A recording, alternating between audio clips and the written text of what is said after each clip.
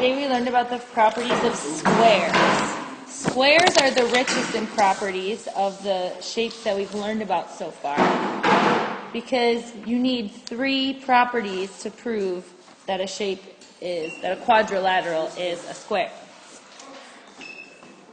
And we'll discover those 3 properties now. So first, we want to find out if the opposite sides are parallel.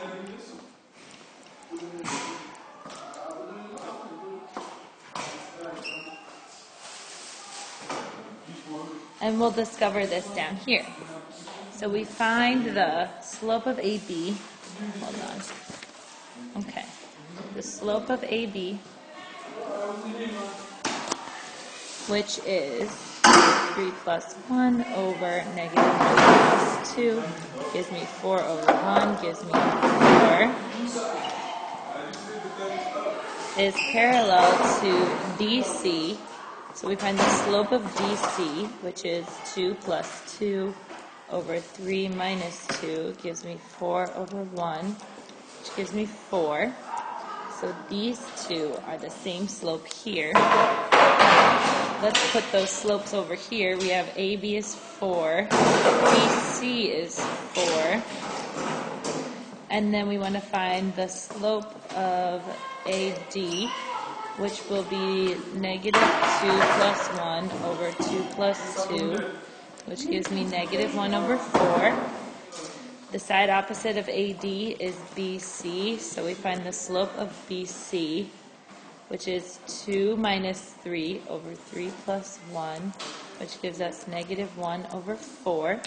These two are the same slope, so we can say that AB is parallel to DC, and we can say that AD is parallel to BC.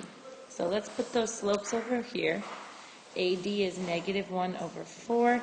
BC is negative 1 over 4. Are opposite sides parallel? Yes. Why? Same slope. So we find the measure of AB. You can either measure it with a ruler or you can do distance formula. So we are going to do the distance formula here, since my shape is a different scale than yours.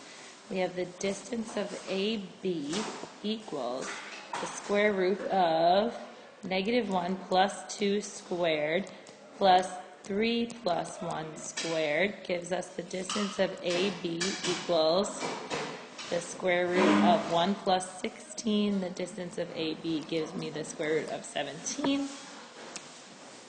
So I have the square root of 17 here.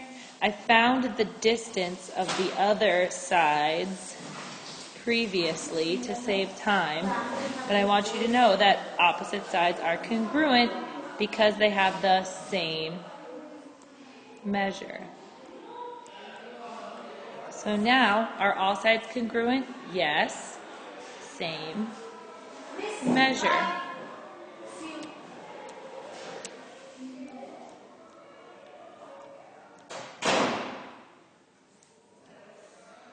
So the measure of angle A, if we measure it with a protractor, is 90 degrees. The measure of angle B is 90.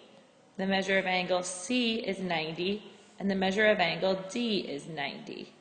Opposite angles are congruent? Yes, because they have the same measure. Okay? And now we'll move on to the other questions. It's the same figure, I just copied it. It says, is at least one pair of opposite sides parallel? And we are going to say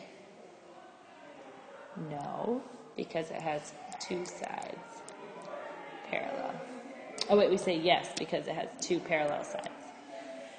Measure of AC. So we have AC, if we do distance formula of AC, which is the diagonal here, we get the distance of AC is 3 plus 2 squared plus 2 plus 1 squared. We get the distance of AC equals the square root of 25 plus 9. The distance of AC equals the square root of 34. So we get for AC the square root of 34. we do the same thing for BD, and we get the distance of BD is 2 plus 1 squared plus -2 minus 3 squared. We get the distance of BD is the square root of 34. So we get the same distance for BD as we get for AC. Therefore, diagonals are congruent because they have the same measure. Now we measure, okay, let's say O is this center point here. We measure BO and we get 1 centimeter. We measure DO 1 centimeter. We get 1 centimeter for all of them. Do the diagonals bisect each other? Yes, because it cuts into 2 equal parts. Okay? So the measure of angle BOA is 90 degrees. The measure of angle BOC is 90 degrees. Diagonals are perpendicular? Yes, because they are 90 degrees. We measure angle BAO and we get 45 degrees. And then we measure angle OAD and we get 45 degrees. So do the diagonals bisect each other? Yes, because it cuts, ooh, what is that? Okay. Because it cuts the angle in half. And that is our square discovery activity. So the square is the fanciest of the quadrilaterals because we need 3 properties to prove that we have a square. Sorry. So if we fill up our chart here, we have that opposite sides are parallel, opposite sides are congruent, ooh, that was messy, opposite sides are congruent, all sides are congruent, opposite angles are congruent, it has 4 right angles, diagonals are congruent, diagonals bisect each other, diagonals are perpendicular, and diagonals bisect the vertices. So squares are really special. They have so many properties. So, what are the 3 we need in order to prove that we have a square? So remember, to prove we have a rectangle, we need to do 2. We do opposite sides are parallel and has 4 right angles. To prove we have a parallelogram, we just do opposite sides are parallel. To prove we have a rhombus, we do opposite sides are parallel, opposite sides are congruent, and then for the square, now I'm telling you that we need to prove opposite sides are parallel, it has 4 right angles, oh wait, what? No, let's do, all sides are congruent, and then it has 4 right angles, okay? So you do this one first, this one second, and this one third. I'll show you how here. So we have this problem. It says determine whether you have a square if E, F, G, and H are the vertexes. So I plotted those, right? The first thing we want to prove for a square, remember, is that opposite sides are parallel. So we'll prove that first. And we write opposite sides are parallel.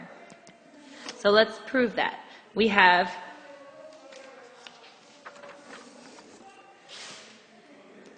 the slope of EF is 5 minus 5 over 6 minus 1.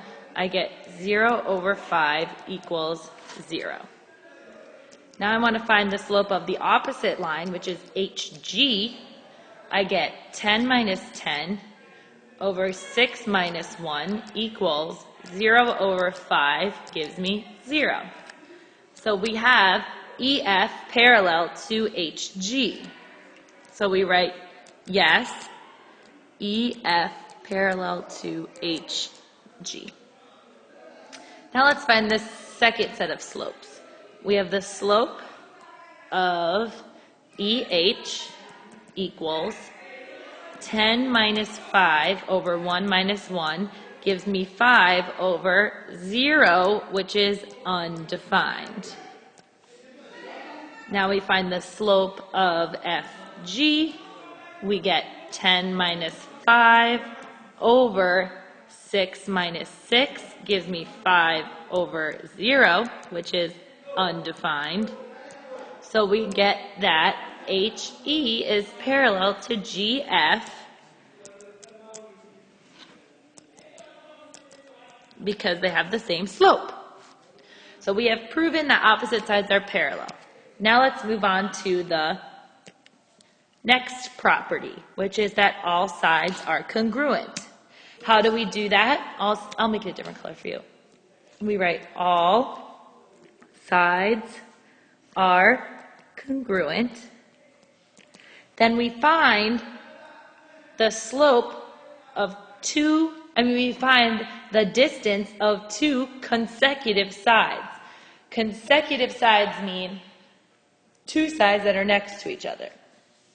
So I want to find the distance of EF and the distance of EH and see if they are the same. So here I plug in my formula. I get 6 minus 1 squared plus 5 minus 5 squared gives me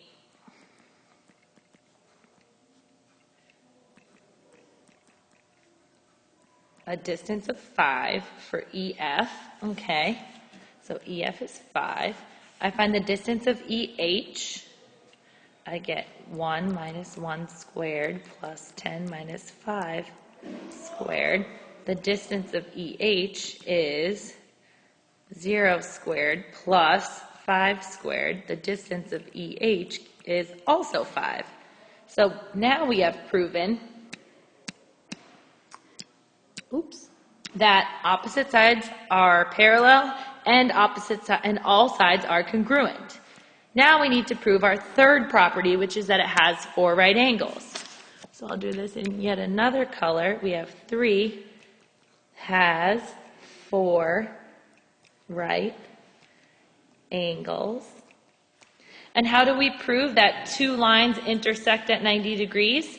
We multiply the slope of the first line by the slope of the second line. If we get -1, they are perpendicular. So let's multiply the slope of EF times the slope of HE, and we should get -1. So the slope of EF is 0 times the slope of HE, which is undefined.